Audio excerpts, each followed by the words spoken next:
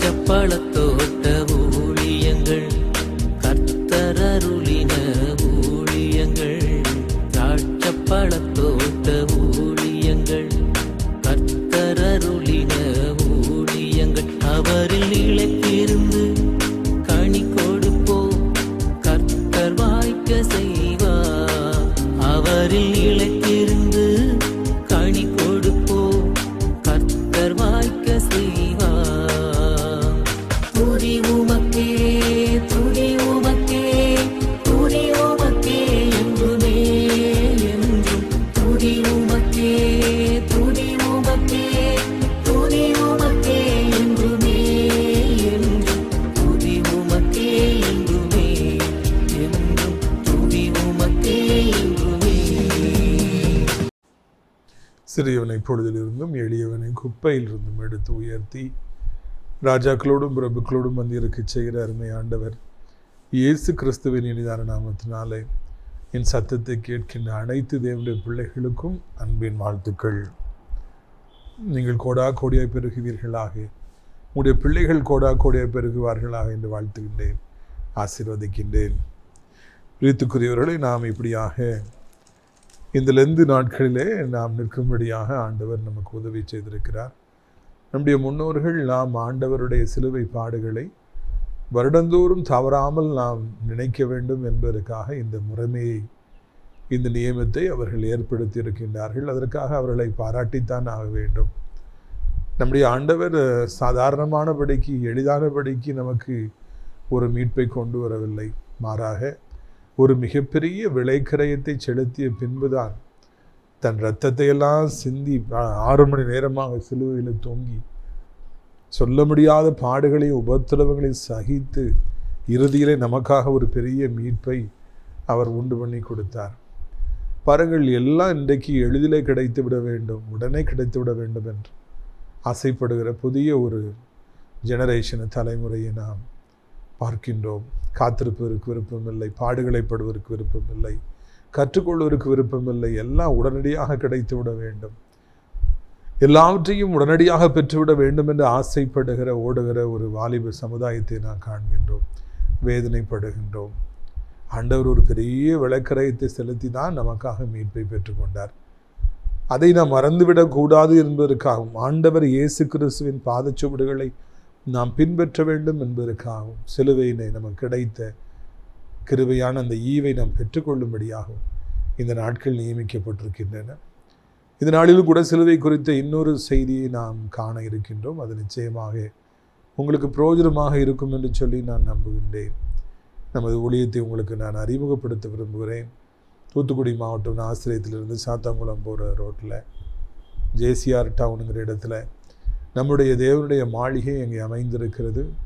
அங்கே 3வது சனிக்கிழமை தோறும் கூட நாம் கூட்டங்களை நடத்தி வருகிறோம். அது மாத்திரமல்ல, அங்கே ஒரு நல்லது ஒரு முதியோர் இல்லத்தை, ஆவிக்குரிய முதியோர் இல்லத்தை அடைக்கலான் குருவி என்று பெயர் சூட்டி நாம் நடத்துவதற்கு ஆண்டவர் கிருபை பாராட்டி இருக்கின்றார். ஏராளமான பெற்றோர்கள் இன்றைக்கு பிள்ளைகளால் கவனிக்க முடியாத ஒரு சூழ்நிலை. இது ஒரு போட்டி நிறைந்த உலகம். வேலை என்று அழைத்து இரத்தத்தை உறிஞ்சுகின்றார்கள். காலையில் போயிட்டால் நைட்டு தான் வர முடியும். அதனால் பெற்றோரை கவனிக்க முடியவில்லை. வயதான காலத்தில் இருப்பவர்களுக்கு ஒரு ஆவிக்குரிய அட்மாஸ்பியரில் இருக்கணும் என்று மிகவும் ஆசையாக இருக்கும். அதை உணர்ந்து தேவனுடைய மாளிகைக்குள்ளாகவே நாம் இந்த அடைக்கலான் குருவி முதியோர் இல்லத்தை உருவாக்கி இருக்கின்றோம்.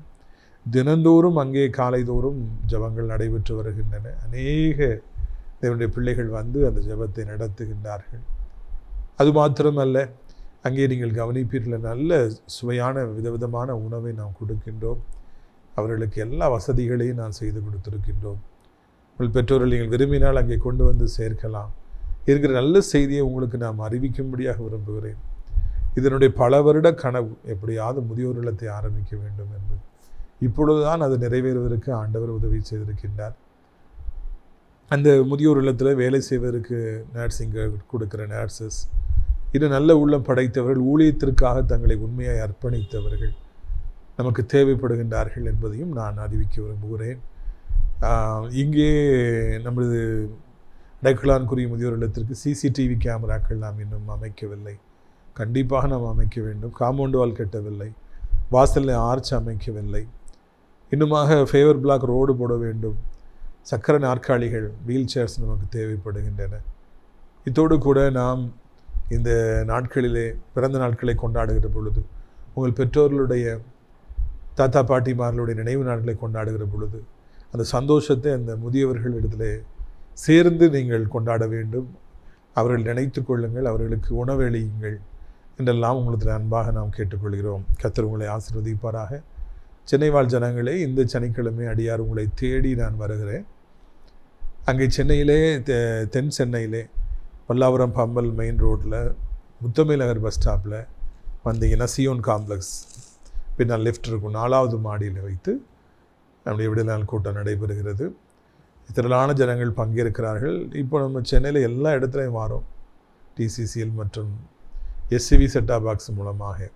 நீங்கள் கண்டிப்பாக வந்து பங்கு பெறுங்கள். இயேசு கிறிஸ்து அங்கே அநேகரை விடுவிக்கிறார். கூட்டத்திலிருந்து சகோதரர் மங்களராஜ் நல்ல விருந்து அளிக்கிறார். பெற்று செல்லுங்கள். மாலை 6 மணிக்கு ஓட்டமாக ஓடி வந்து வட சென்னை ஜனங்களுக்காக BKN பாலர் கல்வி நிலையத்தில் வில்லியன் டெய்லர் ஹால் உள்ளே வந்தீங்கன்னா லெஃப்ட் எடுத்து மாடியில் ஃபர்ஸ்ட் ஃப்ளோரில் இருக்குது. அங்கே வைத்து நம்முடைய விடுதலை கூட்டங்கள் நடைபெறும். அங்கும் கூட உங்களுக்கு சிறப்பான விருந்தை சகோதரர் அலெக்ஸ் பெஞ்சமின் அண்ணன் அவர்கள் அளிக்கின்றார்கள். எல்லா கூட்டங்களின் இறுதியிலும் நான் உங்களுக்காக தனித்தனியாக ஜெபிப்பேன்.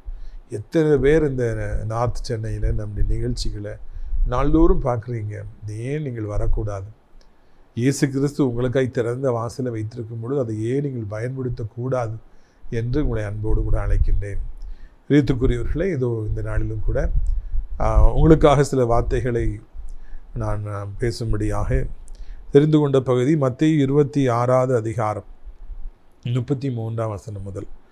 மத்தேயு 26:33 முதல். பேதுரு அவருக்கு பிரதியுத்தரமாக, உமது நிமித்தம் எல்லோரும் இடரல் அடைந்தாலும் நான் ஒரு காலம் இடரலடையேன் என்றான். இயேசு அவனை நோக்கி, இந்த ராத்திரியில் சேவல் கூவருக்கு முன்னே நீ என்னை 3 தினம் மறுதலிப்பாய் என்று மெய்யாகவே உனக்கு சொல்லுகிறேன் என்றான். அதற்கு பேதுரு, நான் உம்மோடே மறிக்க வேண்டியதாக இருந்தாலும் உம்மை மறுதலிக்க மாட்டேன் என்றான். சீசர்கள் எல்லாரும் அப்படியே சொன்னார்கள். இந்த பேதுரு எனப்பட்ட ஒரு சீசனை குறித்து இந்த நாளிலே நான் காண இருக்கிறோம். பீட்டர் அப்படின்னா ஆண்டவரால் தேர்வு செய்யப்பட்ட, ஆண்டவரை தேடி சென்று அவரை தேர்வு செய்தார். மீன் பிடித்து கொண்டிருந்த ஒரு மனிதனை, ஊழியத்துக்கு சம்பந்தமே இல்லாத ஒரு மனிதனை, படிப்பறிவு இல்லாத ஒரு மனிதனை, நீதான் எனக்கு அடுத்தாப்புல ஊழியத்தை செய்யணும்னு சொல்லி அவ்வளவு நேசித்து ஆண்டவர் அவரை ஒரு முக்கியமான சீடராக, முதன்மை சீடராக வைத்திருந்தார். இப்படியாக நான் காட்டி கொடுக்கப்பட போகிறேன், இந்த ராத்திரியில் என்னை பிடிப்பார்கள், என்னை விசாரணை செய்வார்கள், என்னை ஆக்கினைக்குள்ளாக தீர்ப்பார்கள், என்னை சிலுவையில் அறைவார்கள், நான் மறிப்பேன், அதுக்கு பிறகு நான் உயிர் தெழுந்து உங்களுக்கு முன்பாக போவேன்னு சொல்லி ஏசப்பா சொன்ன உடனே பேதுரு சொல்லுகிறார், அப்படி நடக்கவே நடக்காது, நீங்களாம் என்னை விட்டு போயிருவீங்கன்னு சொன்ன உடனே அவர் சொல்கிறாரு, நானாக அதை உங்களை விட்டு போகிறதாவது, செத்தாலும் பரவாயில்ல, உன்னோடு கூட மறிக்கிறதா இருந்தால் கூட பரவாயில்லை, நாம் விட்டு போகவே மாட்டேன் அப்படின்னு சொல்லி அவர் உறுதியாக சொல்லுகின்றார். காரணம் என்ன? அவர் அந்த அளவிற்கு ஆண்டவர் இயேசுவை நேசித்தார். எப்பொழுதும் முந்திரி கொட்டை போல பேசுவது அவருடைய வழக்கமாக இருந்தது. 12 சீடர்களுடைய வாய்ஸாக அவர் இருந்தார். அதனால் அவர் அப்படி சொல்கிறார், நாங்கள்லாம் பின்வாங்கவே மாட்டோம், செத்தாலும் பரவாயில்லை. அப்போ தான் ஆண்டவர் சொல்கிறார், மகனே, இந்த ராத்திரியில் சேவல் 2 விசை கூறுகளை நீ 3 விசை மறுதலிப்பாய் என்று ஆண்டவர் ஒரு சாபமாக தான் நமக்கு தெரியுது. இவர் நான் செத்தாலும் கூட சாவேங்கிறாரு. ஆண்டவர் சொல்கிறாரு, 2 விசை சேவல் கூறுகளை நீ 3 விசை மறுதலிப்பாய். எனக்கு இதெல்லாம் ஆரம்ப காலங்களில் இதெல்லாம் புரிந்து கொள்ள முடியாத ஆழமான காரியங்களாக இருந்தது. It was seeming to be deep waters for me. ஒரு சீசர் நான் உமக்காக உயிரையே கொடுப்பேன்னு சொன்னால் தட்டி கொடுக்க தானே செய்யணும், பாராட்ட தானே செய்யணும். பரவாயில்லையப்பா நீ இப்படி சொல்கிறீன்னு சொல்லி புகழ தானே செய்யணும். நான் ஆண்டவர் அப்படிலாம் சொல்லலை. 2 விசை சேவல்கோ 3 விசை நீ மறுதலிப்பா. இது சாபம் எதுக்கு கிடைச்சது? நான் உயிரையும் கொடுப்பேன்னு சொன்ன உடனே ஆண்டவர் சொன்னார். அப்படி என்றால் நம்முடைய நினைவுகள் வேறு, ஆண்டவருடைய நினைவுகள் வேறு. பேதுருடைய நினைவுகள் வேறு, ஆண்டவருடைய நினைவுகள் வேறு. ஆண்டவர் வேறு மாதிரி நினைக்கிறார். அது தெரியாமல் நம்ம சில காரியங்களை செய்கின்ற பொழுது, நாம் நல்லது செய்வது போல நமக்கு தெரிந்தாலும், நாம் நல்லது சொல்வது போல நமக்கு தெரிந்தாலும், நாம் நல்லவர்களின் பக்கத்தில் போய் சேர்வது போல் நமக்கு தோன்றினாலும், நம்ம எடுக்கிற முடிவு நமக்கு சரிதான்னு சொல்லி நம்ம ஆண்டவர்கிட்டே போய் சொன்னாலும், அது நமக்கு சில நேரங்களிலே சாபங்களை கொண்டு வருகிறது.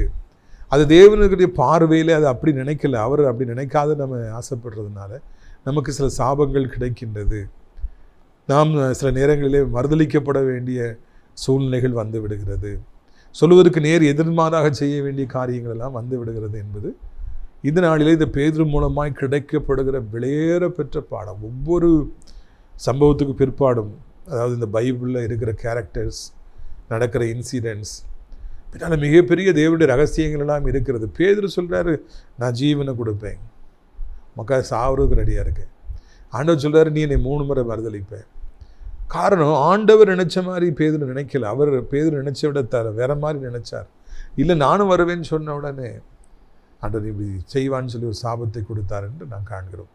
பிரியத்துக்குரியவர்களே, இந்த நாளிலே இதை நாம் கணக்கிலே கொண்டு நாம் பேசுவதற்கு முன்பதாக நான் இப்படி பண்ணிடுவேன் ஆன பூனைன்னு சொல்கிறதுக்கு முன்னோட்டி நம்மளால் முடியுமா, நம்மளால் அதை செய்ய முடியுமா என்பதையெல்லாம் நிதானிக்கும்படியாக, சிந்திக்கும்படியாக நாம் அழைக்கப்படுவோம். கர்த்தர் நமக்கு மூளைன்னு ஒன்று கொடுத்துருக்கார், சிந்திக்கிற ஆற்றல்னு ஒன்று கொடுத்துருக்காரு. மனிதனுக்கு கடவுள் கொடுத்துருக்கிற மிகப்பெரிய ஒரு ஆற்றல் சிந்திக்கின்ற ஆற்றல், யோசிக்கின்ற ஆற்றல். வேறு உயிரினங்களுக்கு அப்படிலாம் சிந்திக்கிற அளவுக்கு திறன் இருக்கான்னு எனக்கு தெரியல. ஆனால் கர்த்தருடைய பிள்ளைகளாகி நமக்கு சிந்திக்கிற ஒரு ஆற்றல் இருக்கிறது. சிந்தனை செய் என்று சொல்லி நாம் வாசிக்கிறோம். சிந்திக்கின்ற பொழுது எது சரி எது தவறு என்று நமக்கு தெரிகிறது, எதை செய்ய முடியும் செய்ய முடியாது என்று நமக்கு தெரிகிறது, எது தகுதியானது எது தகுதியற்றது என்று சொல்லி தெரிகிறது. சிந்திக்கின்ற பொழுது நமக்கு அங்கே பொறுமை உண்டாகின்றது, நம்முடைய பலம் தெரிகிறது, நம்முடைய பலகீனம் என்னவென்று நமக்கு தெரிகிறது. இங்கே பேதுரு தன்னுடைய பலம் என்ன பலகீனம் என்று அறியாதபடி ஒரு பாசத்தினாலே உணர்ச்சி வசப்பட்டு செத்தாலும் கூட சாவேன்னு சொல்லி தனக்கு முடியாத ஒன்றை அவர் செய்வேன் என்று சொல்லி அங்கே சொல்லுகிறார். ஒரு வாக்குறுதியை கொடுக்கின்றார். அதுதான் அவருக்கு சாபத்தை கொண்டு வந்தது. ஒரு பொருத்தனையை நீ செய்வதற்கு முன்பதாக நீ யோசி. ஏனென்றால் நீ பொருத்தனை செய்திட்டேன்னா அது பிறகு செலுத்தாமல் போனால் அது உனக்கு பாவமாகும் சாபமாகும் என்று கர்த்தருடைய வார்த்தை நம்ம எச்சரிக்கின்றது. அதாவது பொருத்தனைன்னு வாய் திறந்து சொல்லிட்டோம் அப்படின்னா, முதல் மாத சம்பளத்தை தாரேன், என் பிள்ளை ஊழியத்துக்கு அனுப்புகிறேன், நான் சர்ச்சை கட்டி கொடுக்குறேன்னா சொன்னால் சொல்லியாச்சு, அவ்வளோதான், பொருத்தனை பண்ணியாச்சு, செஞ்சே ஆகணும். இல்லைன்னா அது பெரிய சாபம். சொல்லாமல் இருந்தோம்னா அது பிரச்சனையே கிடையாது. பொருத்தனையை நம்ம ஆண்டவர்கிட்டையும் சொல்லலை, ஊழியக்காரன்ட்டையும் சொல்லலை அப்படின்னா பிரச்சனையே இல்லை. ஆனால் செய்வேன்னு சொன்ன பிறகு நாம் செய்யாமல் போவோம் என்று நம்மை வஞ்சகன் என்று சொல்லி இந்த பைபிள் அழைக்கின்றது. பிரியத்துக்குரியவர்களே, எல்லாவற்றிலும் நாம் சிந்திக்கிறவர்களாக, யோசிக்கின்றவர்களாக, முக்கியமாக டாம் டீன் பேசாதவர்களாக, நிதானிக்கின்றவர்களாக நாம் வாழ்க்கையில் வாழ பழகிக்கொள்ள வேண்டும். யோசித்து பேச வேண்டும், நிதானித்து பேச வேண்டும். வாக்குறுதிகளை அள்ளி வீசக்கூடாது. அப்படி செய்வேன் இப்படி செய்வேன் என்று சொல்லக்கூடாது. நம்ம யோசிக்கணும், இதெல்லாம் செய்ய முடியுமா என்று சொல்லி. ஒரு காரியத்தை செய்ய வேண்டும் என்று நினைத்து விட்டால் அதை செய்யலாம், ஆனால் அதை மனதிற்குள்ளாதான் நியமிக்கணுமே அன்றி வெளியே வார்த்தைகளை சொல்லக்கூடாது. இதெல்லாம் நம்முடைய அனுபவத்தின் வழியாக, இந்த பேதுரு வழியாக நான் கற்றுக்கொள்கிற பாடம் என்பதை நாம் புரிந்து கொள்ள வேண்டும். பாருங்கள் என்ன நடக்கிறது. மத்திய 26, 57, 58. இயேசுவை பிடித்தவர்கள் அவரை பிரதான ஆசாரியனாகிய காய்பாவிடத்தில் கொண்டு போனார்கள். அங்கே வேதபாரகரும் மூப்பரும் கூடி வந்திருந்தார்கள். பேதுரு தூரத்திலே அவருக்கு பின் சென்று பிரதான ஆசாரியனுடைய அரண்மனை வரைக்கும் வந்து உள்ளே பிரவேசித்து முடிவை பார்க்கும்படி சேவரோடு உட்கார்ந்தான். அத்தருணத்திலே 69. அத்தருணத்திலே பேதுரு வெளியே வந்து அரண்மனை முற்றத்தில் உட்கார்ந்திருந்தான். அப்பொழுது வேலைக்காரி ஒருத்தி அவனில் வந்து, நீயும் கலிலேயா இயேசுவோடு கூட இருந்தாய் என்றான். அதற்கு அவன், நீ சொல்லுகிறது எனக்கு தெரியாது என்று எல்லாருக்கும் முன்பதாக மறுதளித்தான். இங்கே நீங்கள் கவனிக்க வேண்டும். இயேசுவை பிடித்து சென்று விடுகிறார்கள். பிரதான ஆசாரியனுடைய காதெல்லாம் வெட்டி எப்படியாவது இயேசப்பாவை காப்பாற்றணும்னு பார்க்குறாரு. முடியல, இயேசப்பா அரெஸ்ட் பண்ணணும்னு ஓடிடுறாரு பேதுரு. நான் காவலுக்கும் வருவேன், ஜீவனையும் கொடுப்பேன்னு சொன்னாலும் அவருக்கு மறந்து போகுது. உயிர் தப்புறதுக்காக ஓடுறாரு. இயேசுவை பிடிச்சிட்டு போனோடனே அவருக்கு இயேசுவை விட்டுட்டும் போக முடியல. பின்னால் தூரத்தில் தொடர்ந்து வராரு. ஓடவும் முடியல, கிட்டையும் போகவும் முடியல, அங்கேயும் போக முடியல, இங்கேயும் போக முடியல. இயேசுவை நேசிச்சதுனால பின்னாலே கூட்டத்தோடு கூட்டமாக தெரியாத ஒரு ஆள் மாதிரி அவரும் வந்து உட்கார்ந்துருக்கிறார். முடிவு என்ன ஆக போகுது? இயேசுவை விட்டுறாங்களா அல்லது ஆக்கடைகளை தீர்க்க போகிறாங்களா? பெரிய கூட்டம், அரண்மனை, உள்ள விசாரணைக்கு வெளியே நிறைய பேர் உட்கார்ந்துருக்கிறாங்க. இவரும் கூட்டத்தோடு கூட்டமாக அந்த அரண்மனை முற்றத்தில் அவர் உட்கார்ந்திருந்தார். குளிர் காய்ந்து கொண்டிருந்தார் என்று நாம் வாசிக்கிறோம். அவர் சொன்னதை அவர் செய்யவே இல்லை. காவலிலும் நான் உம்மோடு இருப்பேன்னு சொன்னதை அவர் செய்யலை. அவர் ஓடினார். ஆனால் ஓடினாலும் முற்றிலுமாக ஓட முடியல. அதே நேரத்தில் அரண்மனைக்குள்ளே அவரை விசாரிச்சுட்டு இருக்காங்க. நானும் அவருக்குள்ளே ஒருத்தர் தான், என்னையும் சேர்ந்து விசாரிங்க அப்படின்னு பக்கத்துலேயும் போக முடியல, ஓடவும் முடியல, பக்கத்துலேயும் போக முடியல. வெளியே வந்து உட்கார்ந்துருக்கிறார். இன்றைக்கி அநேகருடைய கிறிஸ்தவ வாழ்க்கை இந்த பேதுரு போல தான் இருக்குது. தூரமாகவும் போக முடியல, பக்கத்துலையும் போக முடியல, ரொம்ப பாவத்துக்குள்ளேயும் போக முடியல, உலகத்துக்குள்ளும் போக முடியல, ரொம்ப பரிசுத்தமான வாழ்க்கைக்குள்ளும் கிறிஸ்துவை நெருங்கி ஜீவிக்கிற அந்த அனுதின வாழ்வுக்குள்ளும் வர முடியல. அங்கேயும் போக முடியல, இங்கேயும் போக முடியல, மத்தியிலேயே நிற்கிறாங்க. பேதுருவை போல முற்றத்தில் உட்கார்ந்துருக்காங்க. ஏசப்பாவை விட்டு போக நினைக்கிற முடியல, ஆலயத்துக்கு வராமல் இருக்கணும்னு நினைக்கிற முடியல, ஊழியத்தை செய்யக்கூடாதுன்னு நினைக்கிற முடியல. நான் வந்திருக்கிறேன், ஆனால் பக்கத்தில் வர முடியல, மணிக்கணக்காக என்னால் ஜெபம் பண்ண முடியல, பைபிள் வாசிக்க முடியல, இப்படி கட்டளைகளை என்னை முழுமையாக பின்பற்ற முடியலன்னு சொல்லி நிறைய பேர் இன்றைக்கு அங்கும் இங்கும் செல்ல முடியாதபடி நடுவில் நிற்பதை பார்க்கிறோம். இதை நீங்கள் கண்டிப்பாக புரிந்து கொள்ள வேண்டும். பிரித்துக்குரியவர்களே, கண்டிப்பாக நீங்கள் புரிந்து கொள்ள வேண்டும். நிறைய பேருடைய ஆவிக்குரிய வாழ்க்கை இந்த பேதுரு மாதிரி தான் இன்றைக்கி இருக்குது. அங்கேயும் போக முடியல, இங்கேயும் போக முடியல, இயேசுவை மறுதலிக்கவும் முடியல, முற்றிலுமாக மறுதலிக்கவும் முடியல. அதே நேரத்தில் ஆழமான ஒரு கிறிஸ்தவ வாழ்க்கைக்குள்ளும் வர முடியல. அப்படியும் தொட்டும் தொடாமல் அங்கும் இங்குமாக ரெண்டு போட்டில் 2 தோணியில் காலை வச்சு பிரயாணிக்கின்ற எத்தனையோ பேர்களை நான் காண்கிறோம். இது நல்லதல்ல. இவர் அரண்மனை முற்றத்தில் உட்கார்ந்துருந்தவொடனே என்ன நடக்கு பார்த்தீங்களா? வெளியே போயிருந்தாருன்னா ஓடிந்தால் கூட மறுதலிச்சிருக்க மாட்டார். இவர் தொடர்ந்து வந்தவொடனே என்ன ஆகுது? அங்கே இருக்கிற ஒரு பெண் சொல்கிறா, அவர் வேலைக்கார பொண்ணு சொல்கிறா, நீ கலிலேயே, நீ அவர் கூட இருந்தவர் தானே, உன்னை பார்த்துருக்கேனே. எல்லாரும் மத்தியில் இவர் இருக்கிறார். அப்போ கேள்வி கேட்கப்படுகிறது, இயேசுவோடு கூட இருந்தவன் தானே நீ, இயேசு உனக்கு தெரியும் தானே, உனக்கு சீடன் தானே நீ என்று சொல்லி ஒரு பெண் திடீர்னு வந்து கேள்வி கேட்குறா. ஒரு ஆம்பளை கூட கேட்கல, ஒரு சாதாரண பெண்மணி, வேலைக்கார பிள்ளை, சின்ன பிள்ளை. அவன் வந்து கேட்குறான், I know that you are one among the Jesus disciples, நீ அவர் கூட இருந்தவன் தானே அப்படி சொல்லி கேட்குறா.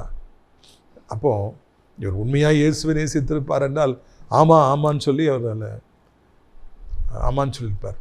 உம்மோடு கூட காவலிலும் இருப்பேன், ஜீவனையும் கொடுக்க என்று சொன்ன அந்த பேதுரு, எனக்கா இயேசுவையா அப்படி யாருமே தெரியாதே சொல்லி மறுதலித்தார் என்று நான் சொல்லுவேன். பேசுவது எவ்வளவு எளிது, ஆனால் செயல்கள் எவ்வளவு கடினம் என்பதை பேதுருவின் வாழ்க்கையிலிருந்து நான் காண்கின்றோம். எனக்கு இயேசுவை தெரியாது. சேவல் 2 விசை கூவருக்கு முன்பதாக 3 விசை இயேசுவை எனக்கு தெரியாது தெரியாது தெரியாது என்று ஒரு மறுதலித்தார் என்று நான் காண்கின்றோம், வேதனைப்படுகின்றோம்.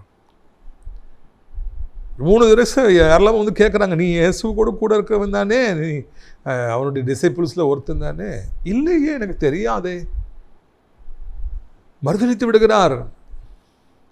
It is easier to be said than ton.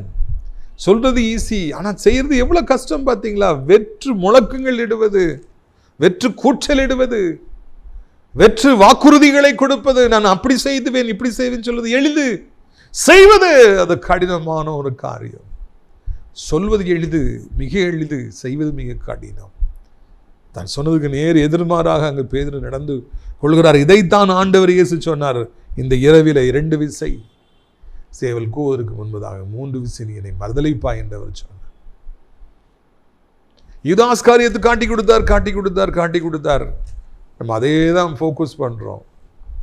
அதை விட அதிகமாக ஒருத்தர் கூடவே இருந்துட்டு இயேசு எனக்கு தெரியாதுன்னு கை கழுவிடுறார், மறந்துடுறார். இயேசப்பா எனக்கு யாருன்னே தெரியாது. எப்படி சொல்ல முடியுது?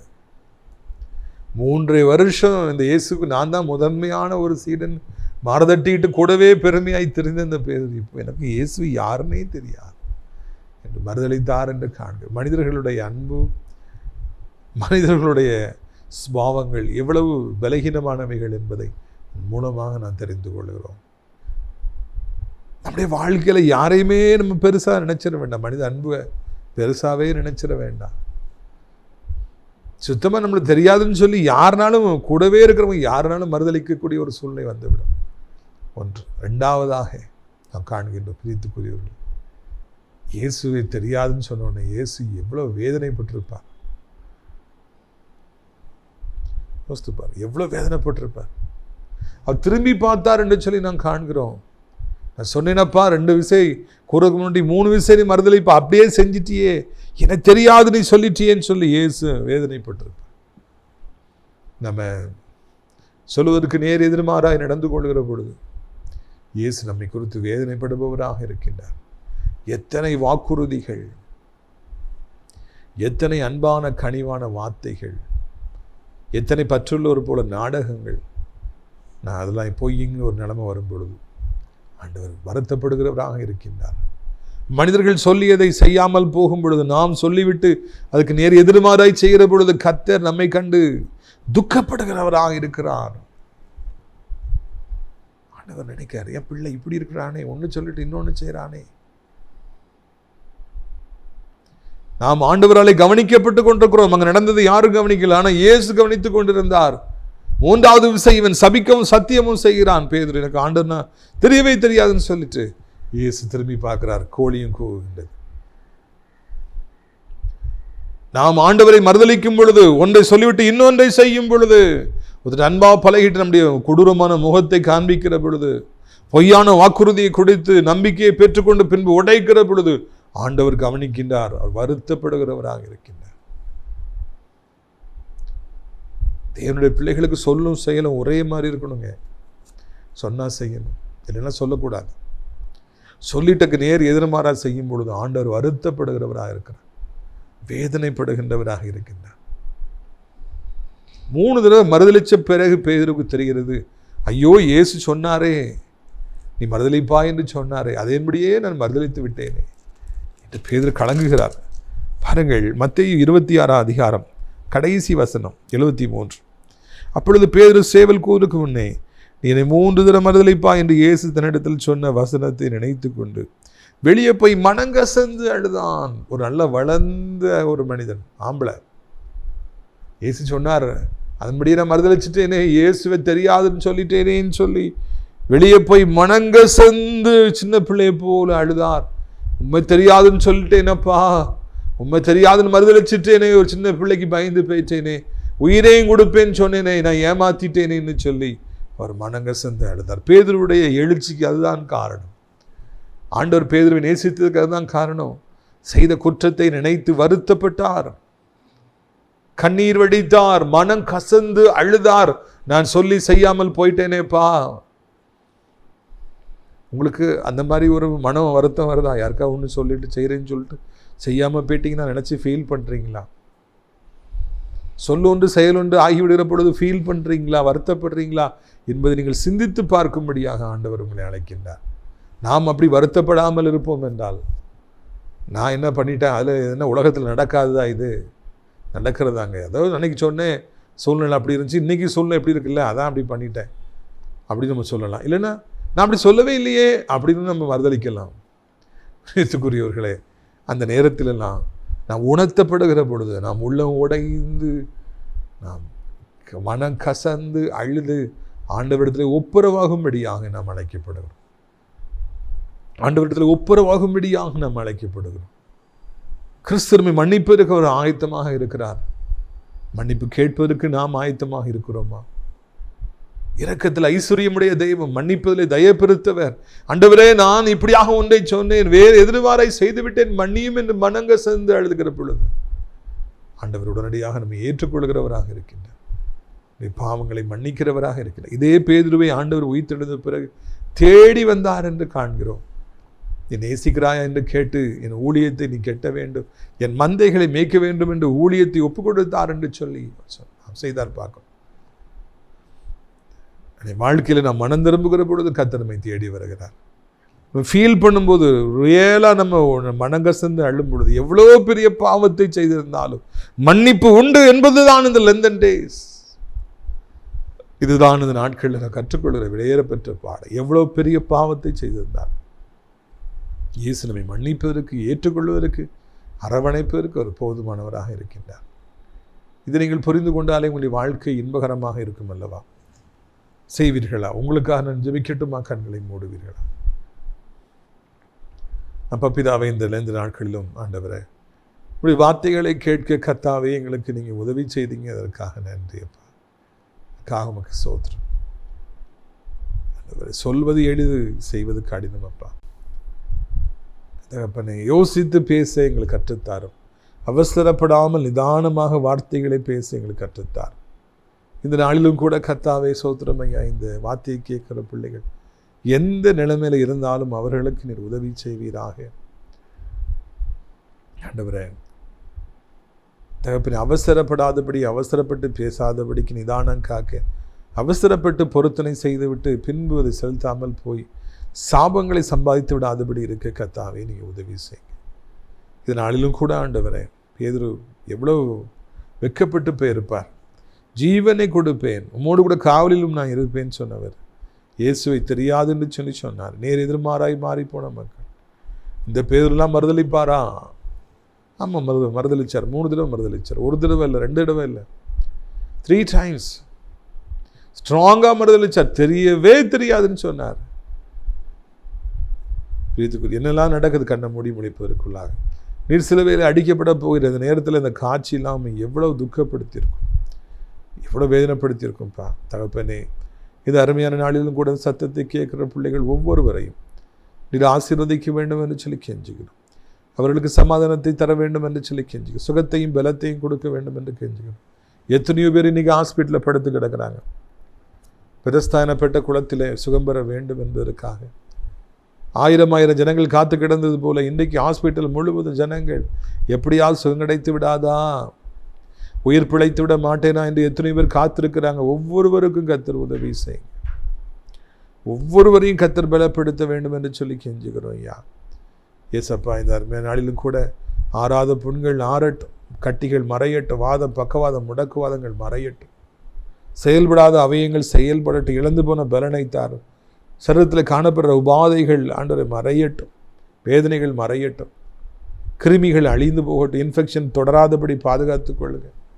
இழந்து போன பலனை தாருங்க. பலகீனத்தின் ஆவிகள் விலகி போகட்டும். தூங்க முடியாதவங்க, சாப்பிட முடியாதவங்க, வேலைக்கு போக முடியாதவங்க, படிக்க போக முடியாதவங்க, ஊழியத்துக்கு போக முடியாமல் அப்படி படுத்த படுக்கையாக இருக்கிற பிள்ளைகளை மறுபடியும் எழுப்பி ஆண்டவரே நீங்கள் நடத்த வேண்டும் என்று சொல்லி கெஞ்சுகிறோம்.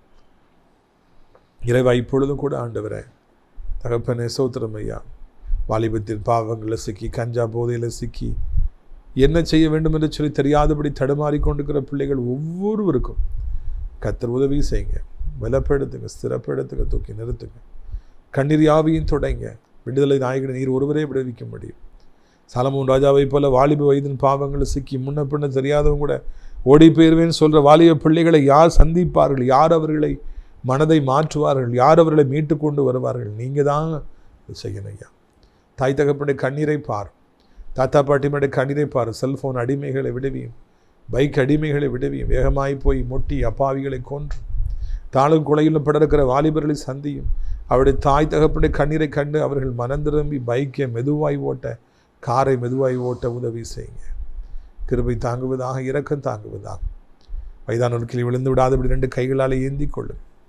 நெடுங்காலமாக நல்ல காரியங்கள் இழந்து விடாதா என்று காத்திருக்கிறவர்களுக்கு கர்த்தர் இந்த நாளிலே ஒரு அற்புதத்தை செய்யும். அவருடைய காத்திரத்தில் இன்பமாய் முடியப்படும்.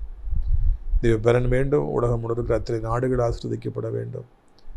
ஆண்டவரே, எங்கள் தாய் திரு நாடாக இந்தியாவிற்காய் தமிழ்நாட்டுக்காய் ஜெபிக்கிறோம். கர்த்தாவே, எப்படியாவது கர்த்தர் மனம் இறங்கி அனைத்து மதத்தவர்களை ஆசீர்வதிங்க. அனைத்து தேவனுடைய பிள்ளைகள், ஆலயங்கள், திருச்சபைகள், ஊழியக்காரர்கள் விசேஷித்த விதமாக நீங்கள் ஆசீர்வதிக்கணும். அப்படியே ஆண்டவரை ஆசிரியர் ஆட்சிப்படத்தோட்ட ஊழியங்களை நேசிக்கிற, நாள்தோறும் நம்முடைய நிகழ்ச்சிகளை பார்க்கிற, தாங்குகிற, ஜெபிக்கிற, அறிமுகப்படுத்த நல்ல உள்ளங்கள் ஒவ்வொருவரையும் ஆசீர்வதிங்க. இடக்கலான் குருவி இல்லத்தில் தங்குவதற்கு அநேக முதியவர்கள் தேவை. நாலா திசையில் அழைத்து கொண்டு வார். மகிமைப்படுங்க. குற்றங்கள் குறைகளை மன்னிங்க. இயேசுவின் மூலமே ஜெபிக்கிறோம் நல்ல பிதாவே. என் ஆத்துமாவை கர்த்தரை சோத்திரி, என் முழு உள்ளமையுடைய பரிசுத்த நாமத்தை சோத்திரி. என் ஆத்துமாவை கர்த்தரை சோத்திரி, அவர் செய்த சகல உபகாரங்களையும் ஒரு பொழுதும் மறவாதே. உடைய கர்த்தராகிய இயேசு கிறிஸ்துடைய கிருபையும் பிதாவாகிய தேவனுடைய அன்பு பரிசுத்தாவுடைய அந்யோன்யைக்கொள்ளாத பிரசன்னம் உங்கள் அனைவருடைய சதா காலங்களிலும் நிறைத்திருப்பதாக. அல்லேலூயா, அல்லேலூயா. God bless you. கேடகம் நீரே, மகிமையும் நீரே, தலை நிமிர செய்பவ நீரே. கேடகம் நீரே, மகிமையும் நீரே, தலை நிமிர செய்பவ நீரே.